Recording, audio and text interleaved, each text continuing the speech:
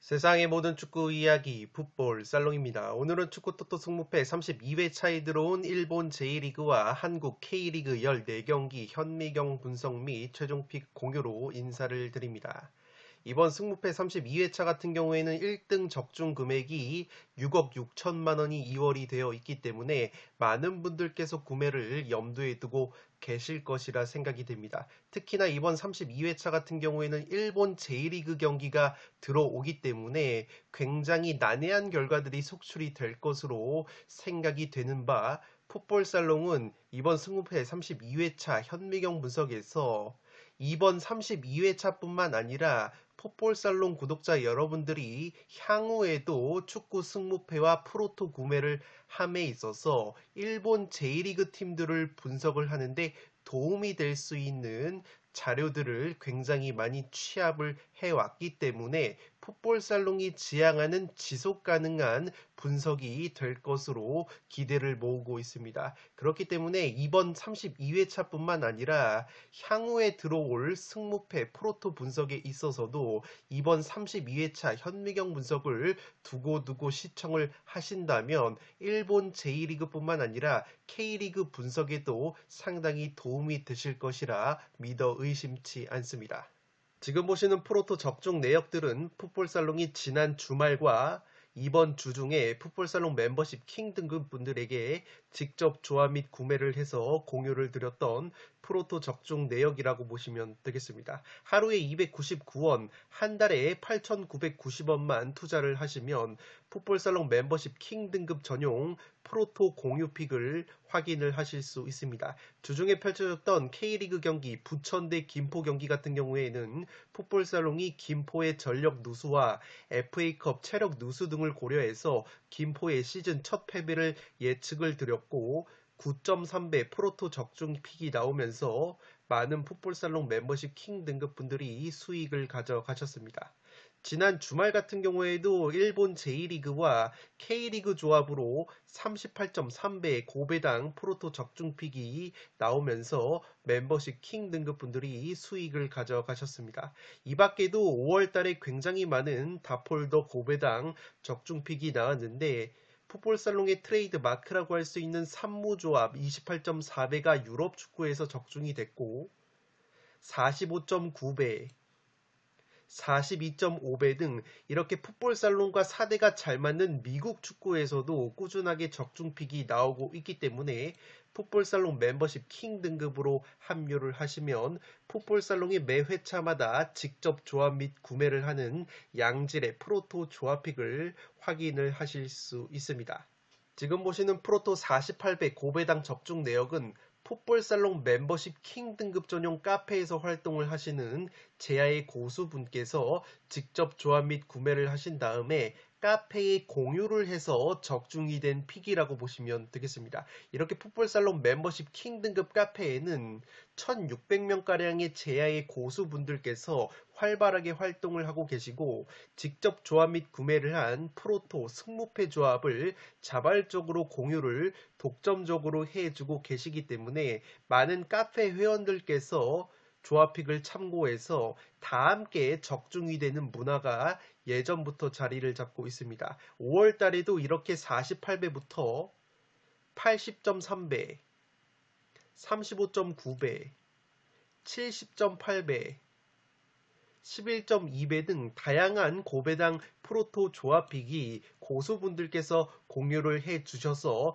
적중이 되고 있기 때문에 풋볼살롱 멤버십 킹 등급으로 합류를 하시면 풋볼살롱의 축구토토 승무패 프로토 조합픽뿐만 아니라 제야의 고수분들께서 공유를 해 주시는 다양한 프로토 승무패 조합픽을 추가적으로 공유를 받으실 수 있는 혜택이 있습니다. 승무패 32회차 현미경 분석 1부 첫 번째 경기는 세레소 오사카와 빗셀 고베이의 경기입니다. 저는 승패로 갈라보도록 하겠습니다.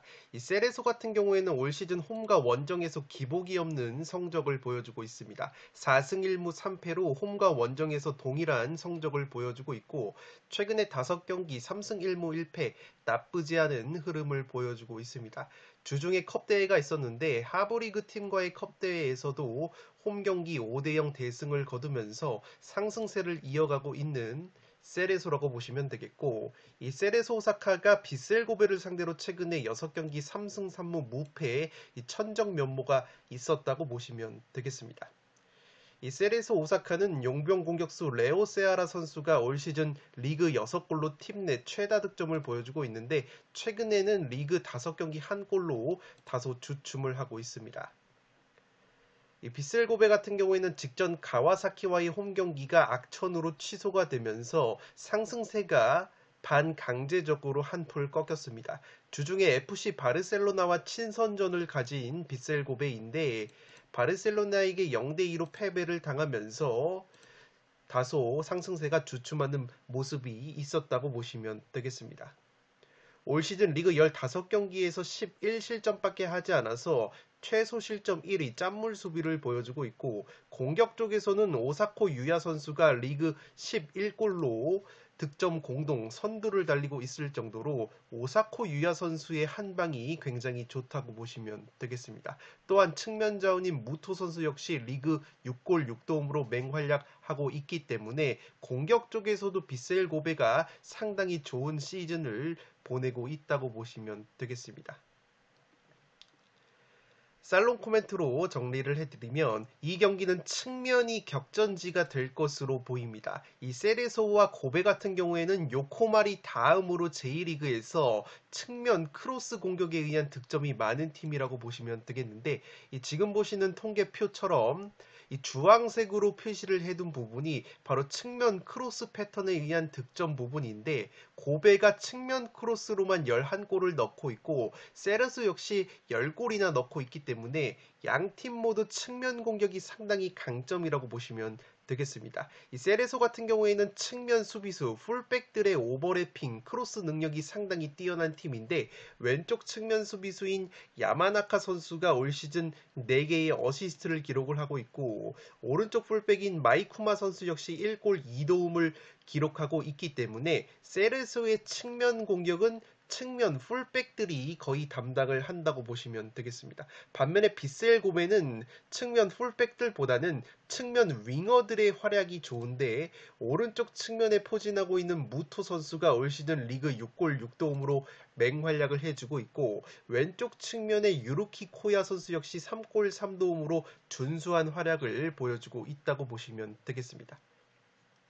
다만 최전방 공격수 쪽에서는 골 결정력이 빗셀 고베가 우위로 보여지는데, 세레소 같은 경우에는 팀 내에서 가장 많은 골을 넣고 있는 레오 세아라 선수가 올 시즌 리그 6골을 넣고 있는데, 최근에 리그 5경기 1골로 다소 주춤하는 모습이 있습니다. 반면에 고베 같은 경우에는 주포 공격수 오사코 유야 선수가 리그 11골로 득점 공동 선두를 달리고 있고, 리그 10경기에서 최근에 9골로 절정의 골 감각을 유지를 하고 있기 때문에 최전방 골 결정력 측면에서는 빗셀 고베가 한 수 위라고 생각이 됩니다. 또한 수비적인 측면에서도 빗셀 고베가 올 시즌 제1리그에서 11실점으로 최고 짠물 수비를 보여주고 있고, 상대의 측면 크로스에 의한 실점이 딱 한 골밖에 없다고 보시면 되겠습니다. 이 세레소가 측면 공격이 강점이라고 말씀을 드렸는데, 고베가 올 시즌 측면 크로스에 의한 실점이 딱 한 골로 적기 때문에 과연 세레소가 강점인 측면 공격이 통할 가능성이 있을지 다소 의문이라고 보시면 되겠습니다. 반면에 세레소는 올 시즌 상대의 측면 크로스 패턴에 4실점을 당하고 있기 때문에 서로가 측면 공격이 강점인 상황에서 측면 수비와 최전방 골 결정력이 보다 뛰어난 빗셀 고베가 경기력적으로는 강점을 더 살릴 가능성이 있어 보입니다.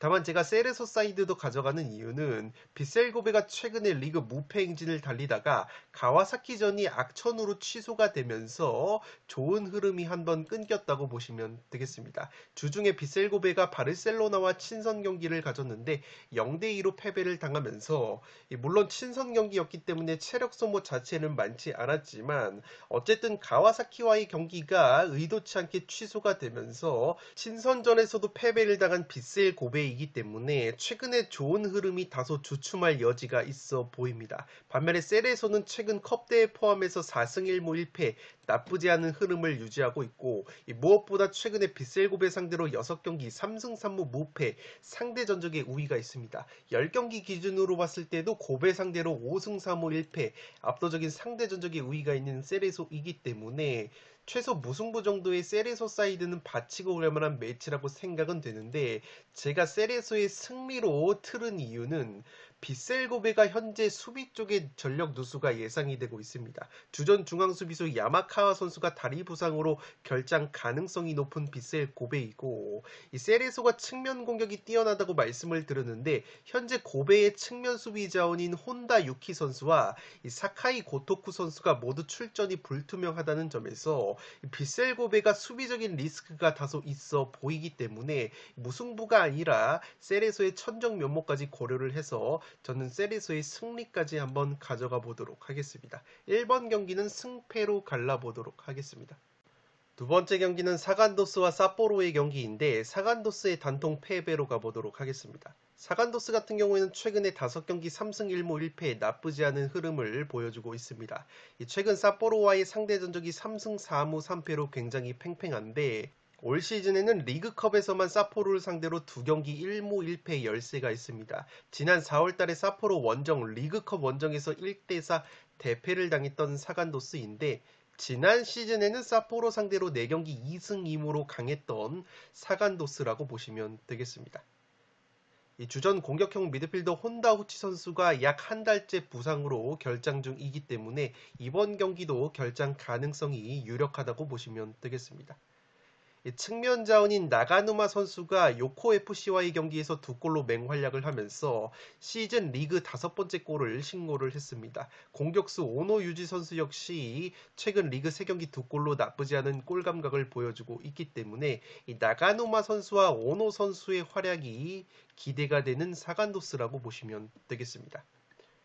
삿포로 같은 경우에는 올 시즌 굉장히 좋은 시즌을 보내고 있습니다. 5경기 4승 1패 호성적을 보여주고 있는 삿포로이고 특히나 공격력이 상당히 좋다고 보시면 되겠는데 리그 16경기에서 무려 37골을 넣으면서 J리그 득점 순위 1등을 달리고 있는 것이 바로 삿포로라고 보시면 되겠습니다.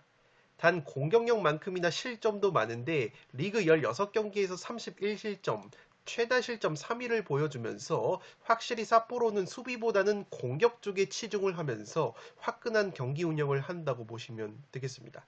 이번 경기 핵심 윙백인 스가 다이키 선수가 경고 누적으로 결장이 되기 때문에 왼쪽 측면 공격력이 다소 떨어질 수 있는 이 삿포로가 될 것으로 생각이 됩니다.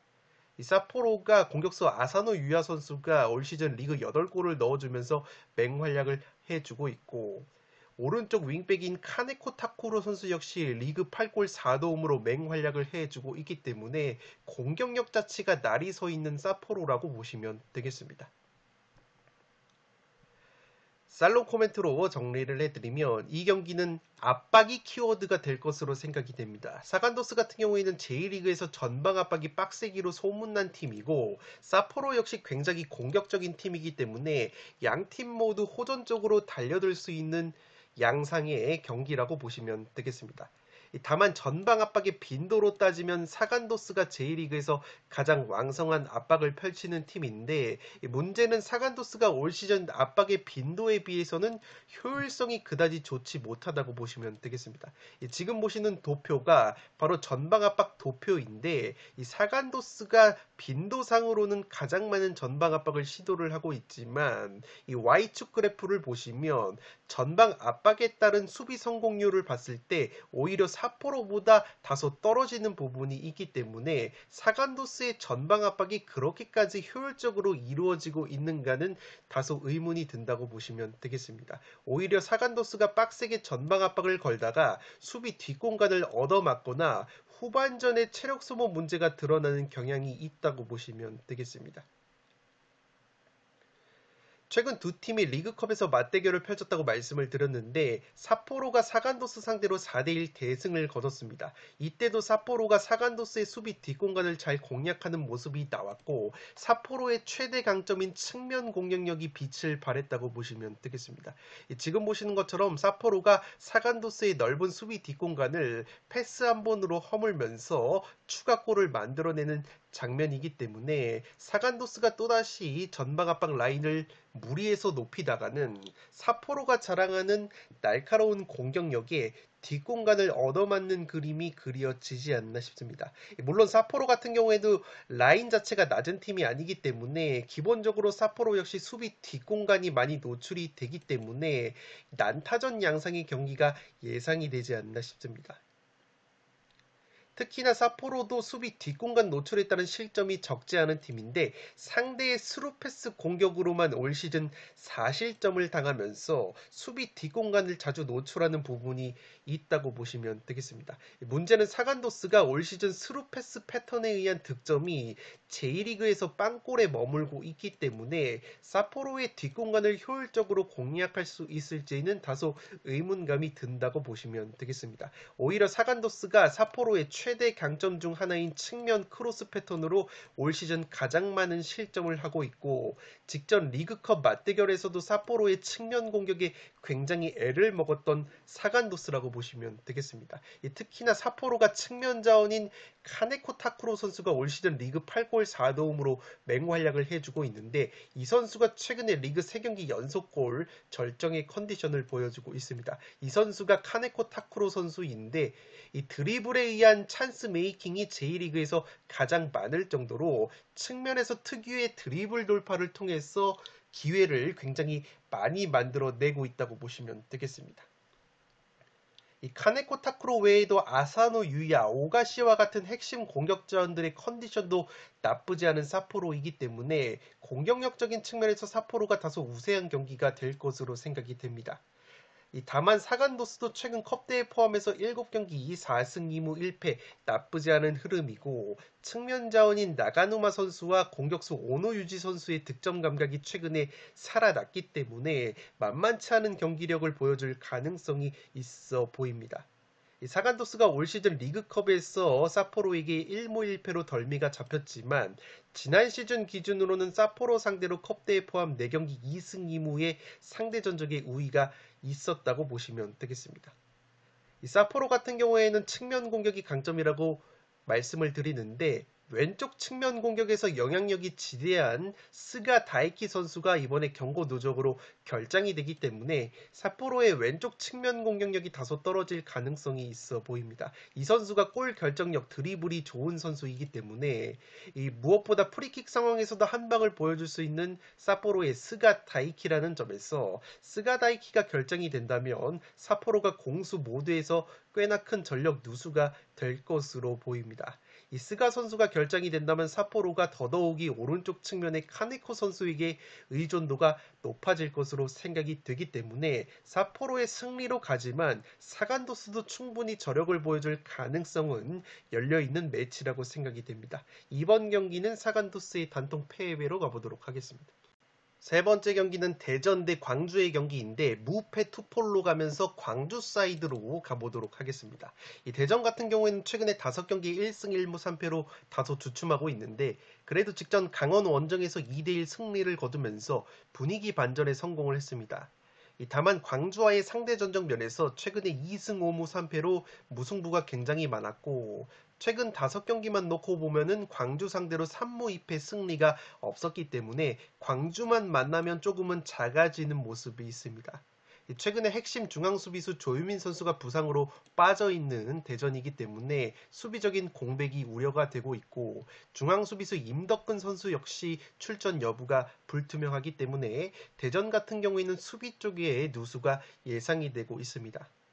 그래도 용병 공격수 레안드로 선수가 올 시즌 리그 2골 7도움, 최근에 리그 3경기에서 1골 4도움으로 맹활약을 해주고 있기 때문에 레안드로 선수가 활약을 해줄 가능성이 높아 보입니다. 또한 용병 공격수 티아고 선수가 최근에 리그 2경기 연속골로 골 감각을 회복을 한 것도 고무적이라고 할 수 있겠습니다. 지난 5월 달에 광주 원정에서 0대0 무승부를 거뒀던 대전인데 그 이후에 모든 대회 7경기에서 실점을 하고 있기 때문에 확실히 수비가 흔들리고 있는 대전이라고 보시면 되겠습니다. 이 광주 같은 경우에는 최근에 4연승의 상승세를 타고 있습니다. 직전 수원 삼성과의 홈경기에서도 2대1로 역전승을 거두면서 최근에 FA컵 포함해서 공식 경기 4연승의 상승세를 타고 있습니다.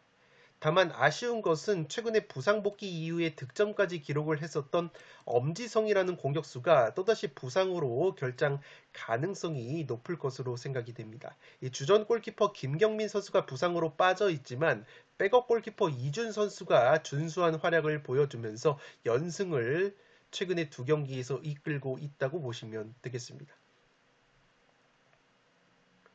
용병 공격수 토마스 선수가 직전 수원 삼성전에서 2골로 맹활약을 하면서 기대감을 한껏 끌어올렸다고 보시면 되겠습니다.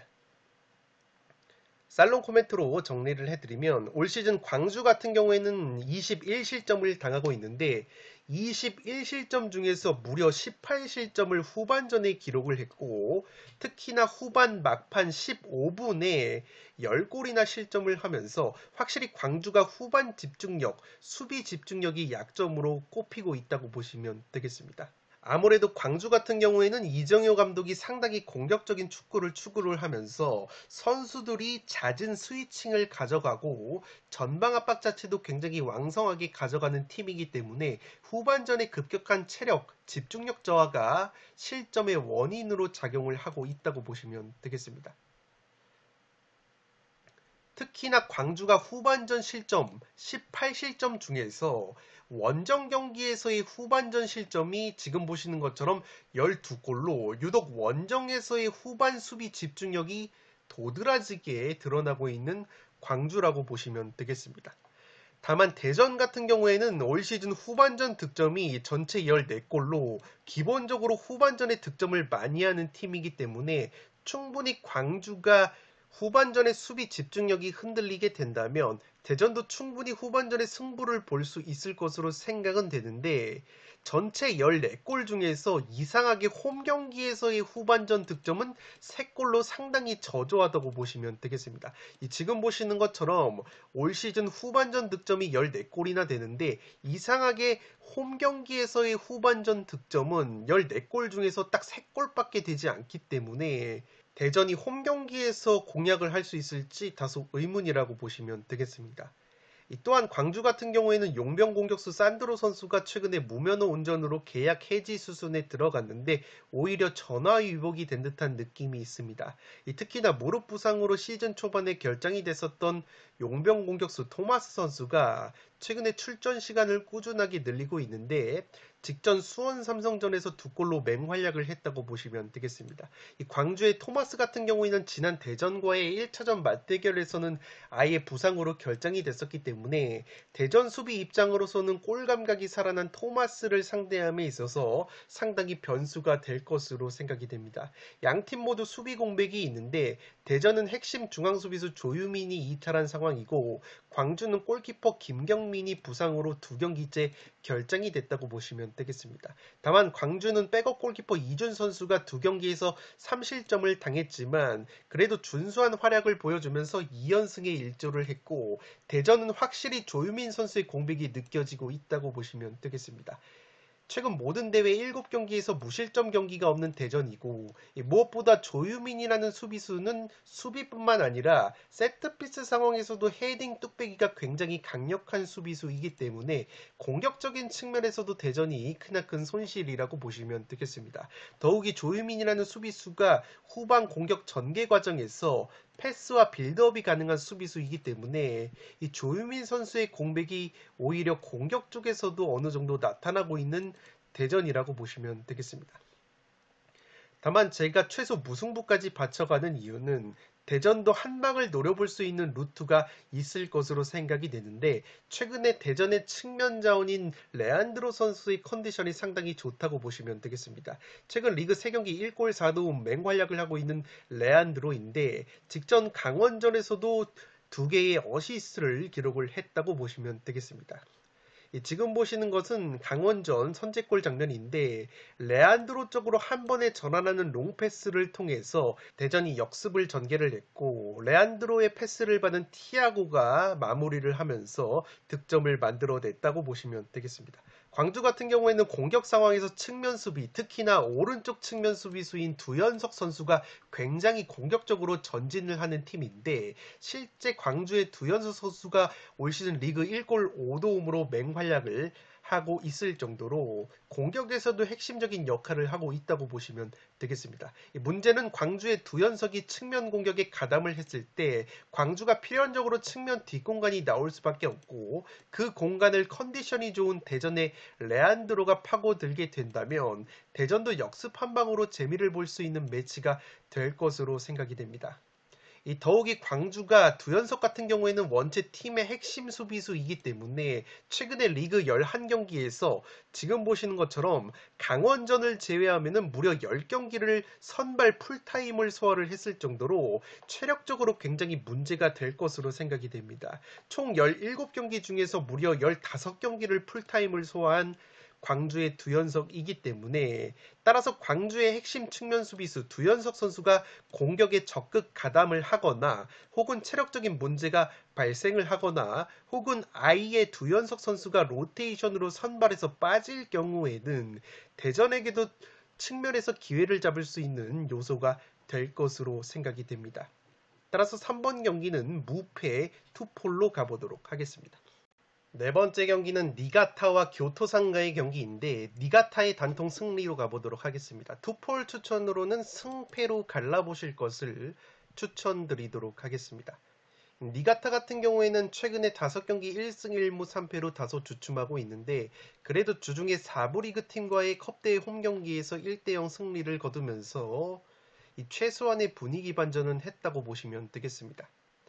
니가타 같은 경우에는 특징적인 것이 승격팀임에도 불구하고 평균 점유율이 두 번째로 높을 정도로 굉장히 주도적인 축구를 하는 팀이라고 보시면 되겠습니다. 또한 교토상가의 에이스 플레이메이커인 이토 료타로 선수가 올 시즌 7골 4도움으로 맹활약을 해주고 있기 때문에 이토 선수의 활약 여부가 상당히 중요하다고 보시면 되겠는데 이토 선수가 벨기에 리그 이적이 확정이 됐기 때문에 이번 경기가 마지막 고별전이라고 보시면 되겠습니다.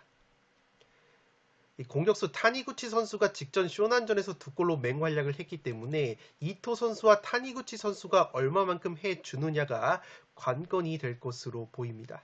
반면에 교토 같은 경우에는 최근에 3연패 수렁에 빠져 있는데 직전 3부 리그 팀과의 컵대회 홈경기에서도 승부차기 끝에 패배를 당하면서 체면을 구겼다고 보시면 되겠습니다.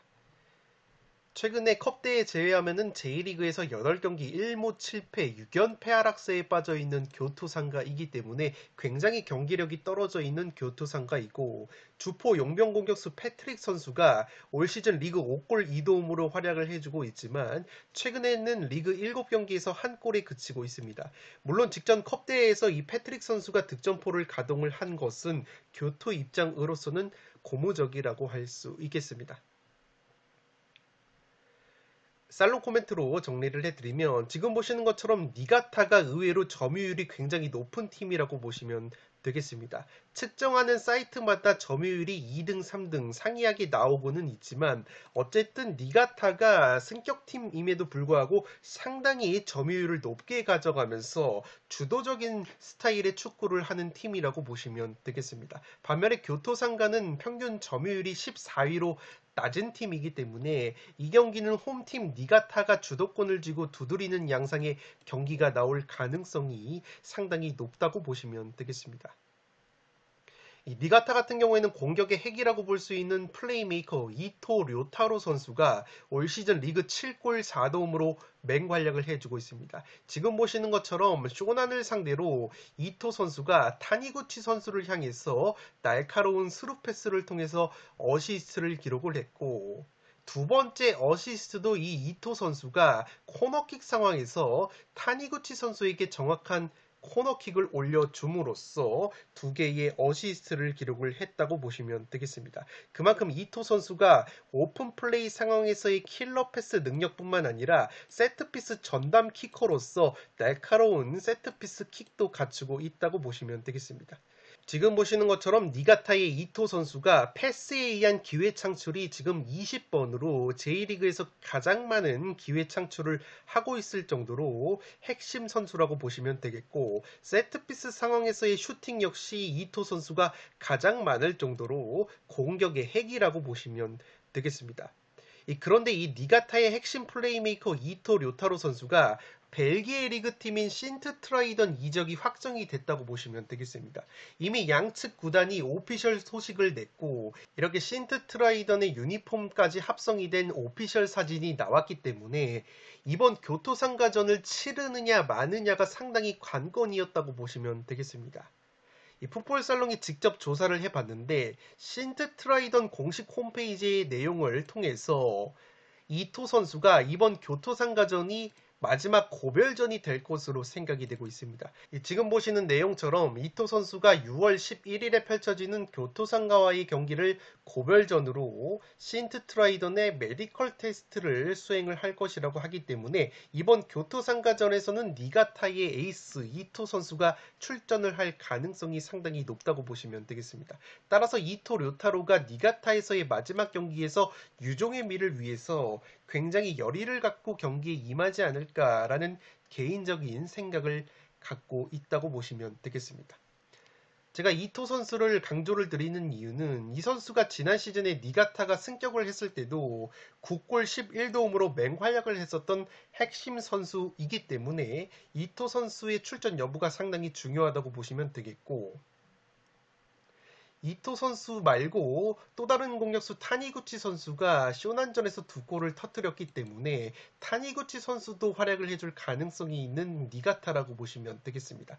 반면에 교토상가는 최근에 6연패 하락세에 빠져 있고 주중 하부리그 팀과의 컵대회에서도 승부차기 끝에 패배를 당했기 때문에 분위기가 상당히 좋지 못하다고 보시면 되겠습니다. 교토상가의 용병 공격수 패트릭 선수가 J리그 경기에서 7경기 1골에 그치고 있는 점 역시 교토상가로서는 부담이라고 보시면 되겠습니다. 물론 이 패트릭 선수가 주중 컵대회에서 득점포를 가동을 한 것은 고무적이지만 어디까지나 한 수 아래인 하부리그 팀과의 경기였기 때문에 얼마만큼 분위기 반전에 성공을 할 수 있을지 의문이라고 보시면 되겠습니다. 따라서 니가타 특유의 홈발과 에이스 이토 선수의 고별전에 대한 동기부여, 교토상가의 최근 하락세까지 고려를 한다면 홈팀 니가타 쪽으로 다소 기우는 매치가 될 것으로 생각이 됩니다. 이 니가타가 이토 료타로의 날카로운 세트피스 킥에 힘입어서 세트피스 한 방도 괜찮은 팀인데, 올 시즌 교토상가가 실점 패턴 중에서 세트피스로만 10골을 실점을 하고 있기 때문에 니가타의 날카로운 세트피스도 통할 가능성이 있어 보입니다. 다만 제가 투폴로 교토상가의 승리까지 추천을 드리는 이유는 니가타가 점유율을 높게 가져가는 팀이라고 말씀을 드렸는데, 그 점유율에 비해서 전방 압박은 왕성하게 시도를 하는 팀은 아니라고 보시면 되겠습니다. 지금 보시는 것처럼 전방 압박 지표면에서 니가타가 상당히 전방 압박 빈도가 낮은 거를 알 수가 있는데, 전방 압박을 자주 가져가는 팀이 아님에도 불구하고 니가타가 올 시즌 수비 뒷공간이 벌어지면서 상대의 스루패스 공격으로만 3실점을 당하고 있다고 보시면 되겠습니다. 사포로 다음으로 많은 스루패스 실점을 니가타가 당하고 있는데, 문제는 교토상가가 스루패스로만 올 시즌 4골을 만들어냈다고 보시면 되겠습니다. 이 스루패스 득점이 4골인 것은 J리그에서 가장 많은 스루패스 득점이기 때문에 이 교토상가가 니가타에게 주도권과 점유율을 내준 상황에서 니가타가 무리해서 공격을 전개하다가는 교토가 자랑하는 날카로운 스루패스 한 방에 뒷공간을 내주면서 실점을 하는 장면도 어느 정도 그려지기 때문에 폴더스의 여유가 있으신 분들은 교토상가 사이드도 한번 가져가 봄직한 매치가 될 것으로 생각이 됩니다. 4번 경기는 니가타의 단통 승리로 가는데 투폴 추천으로는 승패로 갈라보실 것을 추천드리도록 하겠습니다.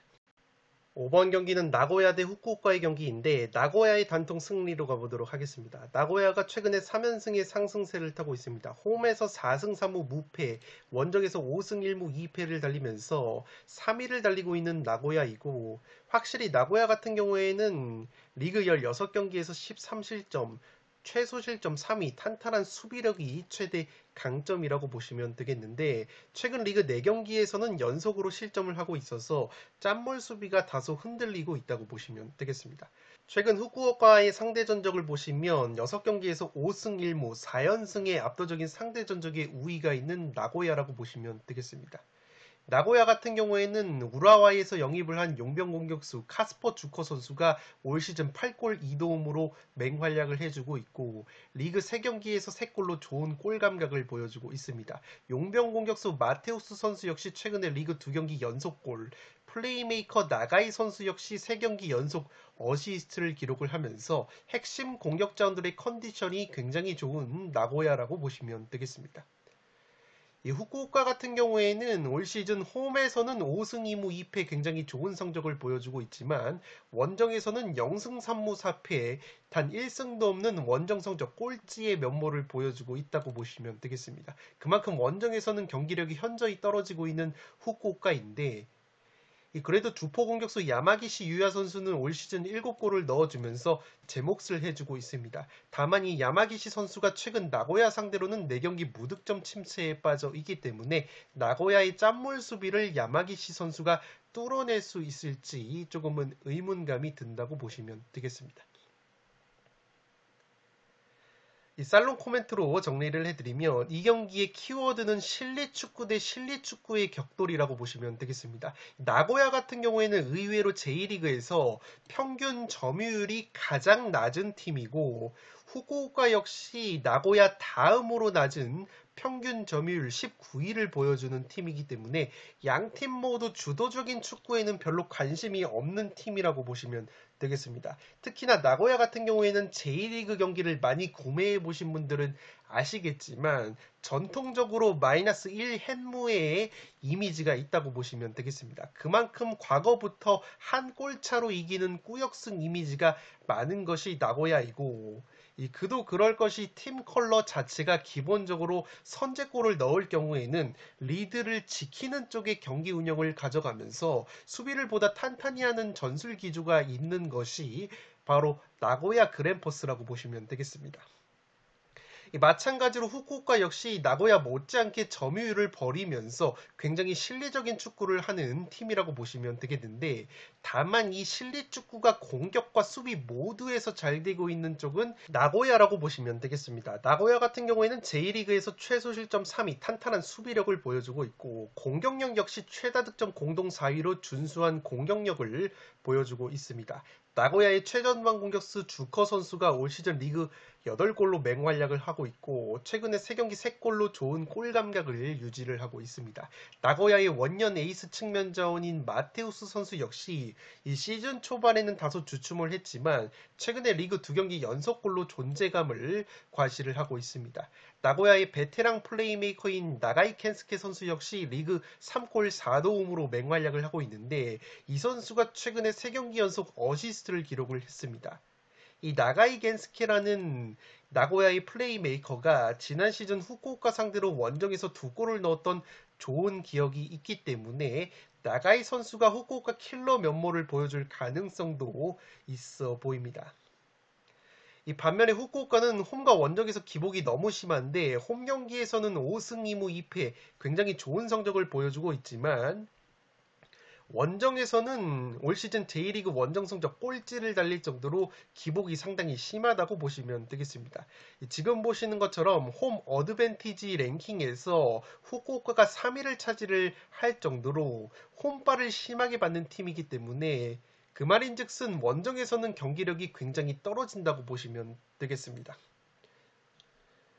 주중 3부 리그 팀과의 컵대회에서 승리를 거둔 후쿠오카이지만 그전에는 리그 5경기 2무 3패로 승리가 없었던 후쿠오카라고 보시면 되겠습니다.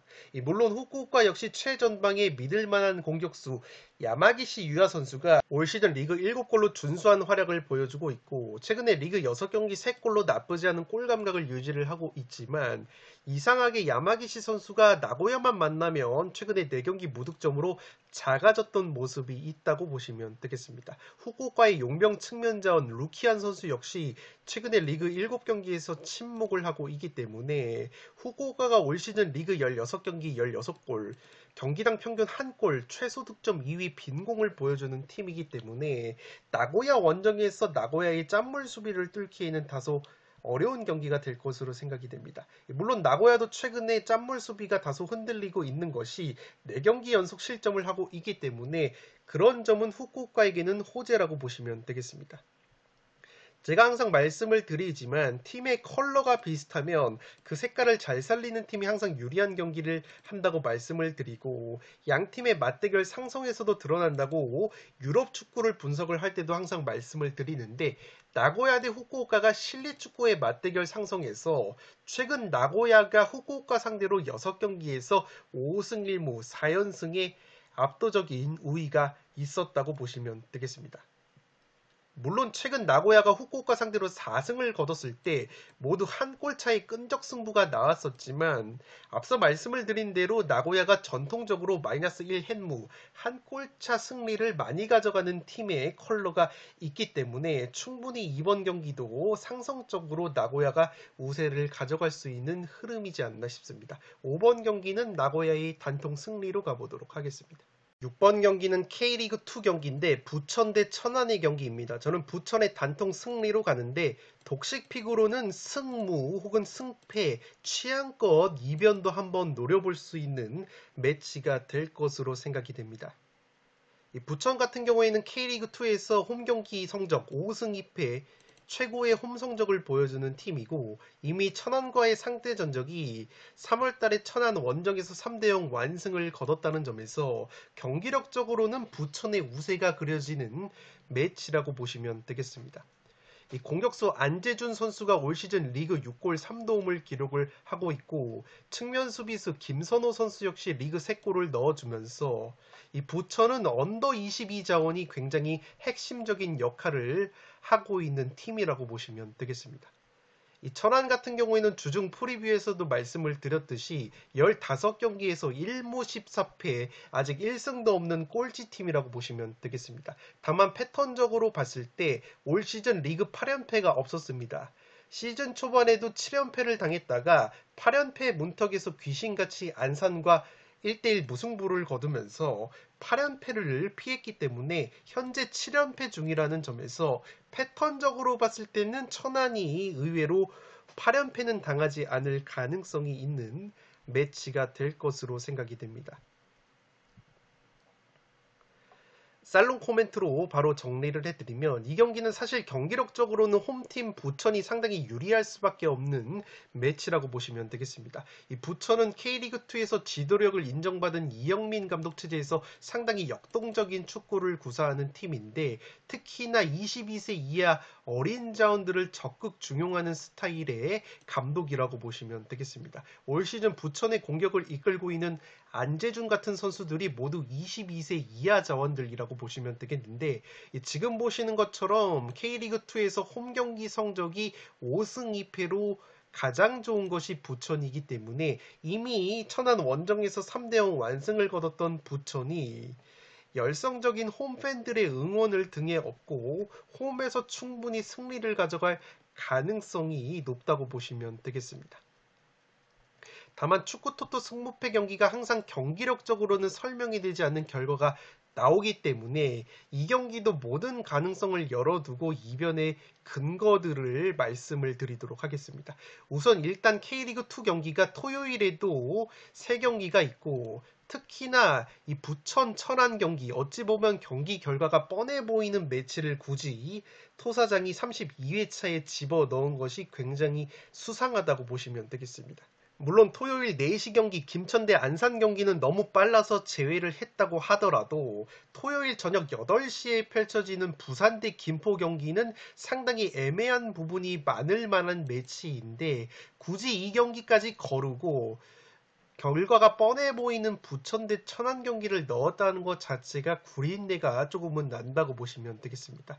앞서 말씀을 드린 것처럼 패턴적으로 천안이 올 시즌 리그 8연패가 없었기 때문에 현재 7연패 중이라는 점에서 귀신같이 패턴적으로 8연패를 피할 가능성도 있지 않나 싶습니다. 마치 지난 승무패 30회차 울산 대 대전 경기에서 울산이 시즌 초반 리그 7연승 문턱에서 대전에게 패배를 당한 바 있었고 승무패 30회차에서도 7연승 문턱에서 무승부로 대전의 덜미가 잡혔던 비슷한 느낌이 패턴적으로도 이루어질 가능성이 있는 이 천안이라고 보시면 되겠습니다.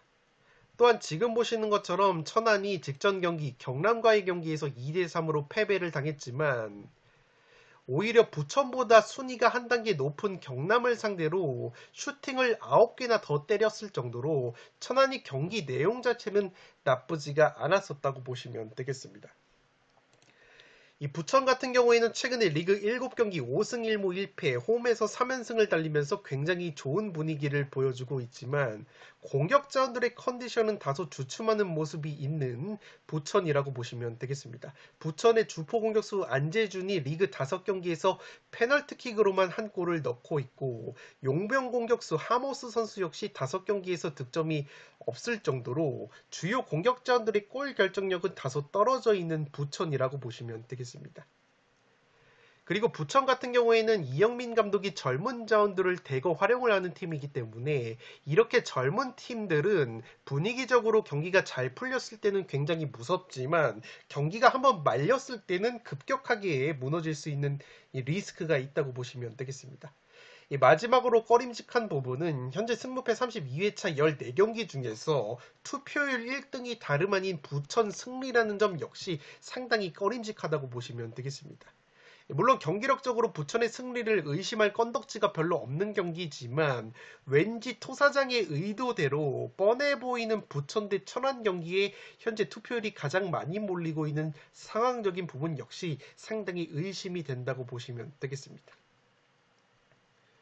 또한 날씨적인 측면의 변수도 있는데 제가 부천 지역 일요일 날씨를 검색을 했는데 소나기가 내릴 가능성이 있고 공교롭게도 오후 5시에 비 표시가 있다고 보시면 되겠습니다. 이 경기가 오후 4시에 킥오프가 되기 때문에 만약에 오후 5시경에 소나기가 쏟아지게 된다면 수중전의 변수까지 있는 경기이기 때문에 따라서 천안 쪽의 이변을 노려보실 분들은 천안이 올 시즌 리그 8연패가 없었다는 패턴, 그리고 천안이 직전 경남전에서 2대3으로 패배를 당했지만 내용 자체가 나쁘지 않았다는 패턴, 그리고 세 번째로는 귀신같이 부천 대 천안 경기가 부천의 승리에 현재 투표율이 1등으로 몰리고 있다는 점, 그리고 정확하지는 않지만 일요일 부천 지역에 비가 내릴 수 있다는 가능성, 날씨적인 측면, 그리고 부천이 22세 이하 젊은 선수들을 적극 활용을 하기 때문에 젊은 선수들이 상대적으로 분위기에 잘 휩쓸린다는 변수,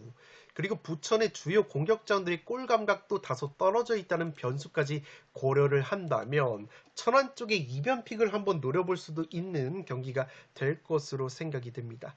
다만 현재 천안 쪽에는 수비 쪽의 결장 및 부상 의심자들이 상당히 많은 상황이기 때문에 천안 쪽의 수비 공백까지 고려한다면 여전히 부천의 승리 가능성이 높아 보이는 매치라고 생각이 됩니다. 6번 경기는 부천의 단통 승리로 가는데 취향껏 독식픽으로 천안의 이변픽도 한번 가져가 보실 것을 추천드리도록 하겠습니다.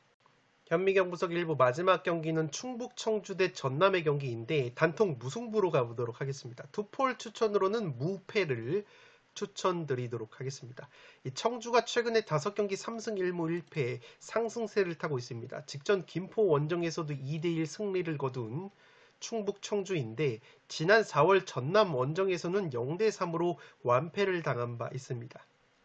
주포 공격수 조르지 선수가 김포전에서 2골을 넣으면서 맹활약을 해줬고 장혁진, 피터, 홍원진으로 구성된 이 중원 조합이 상당히 좋은 경기력을 보여주고 있다고 보시면 되겠습니다. 다만 리그 15경기에서 26실점으로 천안 다음으로 많은 실점을 하고 있는 청주이기 때문에 충분히 이번에도 실점을 할 가능성이 높아 보입니다. 전남 같은 경우에도 최근에 2연승의 상승세를 타고 있습니다. 김천과의 홈 경기에서 1대0 승리를 거뒀는데 홈과 원정 성적을 비교해 봤을 때 홈에서의 4승 2무 3패보다 원정에서의 2승 4패, 확실히 원정에서 기복이 있는 전남이라고 보시면 되겠습니다. 전남 같은 경우에도 브라질 용병자원인 발디비아 선수가 리그 5골 4도움으로 맹활약을 해주고 있기 때문에 발디비아 선수가 활약을 해줄 가능성이 상당히 높다고 보시면 되겠습니다. 살롱 코멘트로 정리를 해드리면 이 경기는 최근에 청주의 상승세 그리고 공격수 조르지 선수의 한방 등을 고려를 했을 때 전남 쪽으로 다소 투표율이 몰린 경기라고 생각이 됩니다. 물론 이미 지난 1차전 맞대결에서 전남이 홈에서 청주를 3대0으로 완파를 했던 매치업이기 때문에 기본적으로는 전남 쪽으로 무게가 쏠리는 것은 자연스러운 현상으로 보여지는데 이 경기는 앞서 살펴드렸던 대전 대 광주전 분석과 유사한 접근 방법이 상당히 유효할 것으로 생각이 됩니다. 우선 전남 같은 경우에는 이장관 감독 체제에서 전방 압박을 상당히 거세게 가져가는 팀인데 전방 압박뿐만 아니라 공격 상황에서 측면 수비수들을 깊숙하게 올려보내는 점 역시 광주하고 닮은 부분이라고 할 수 있겠습니다.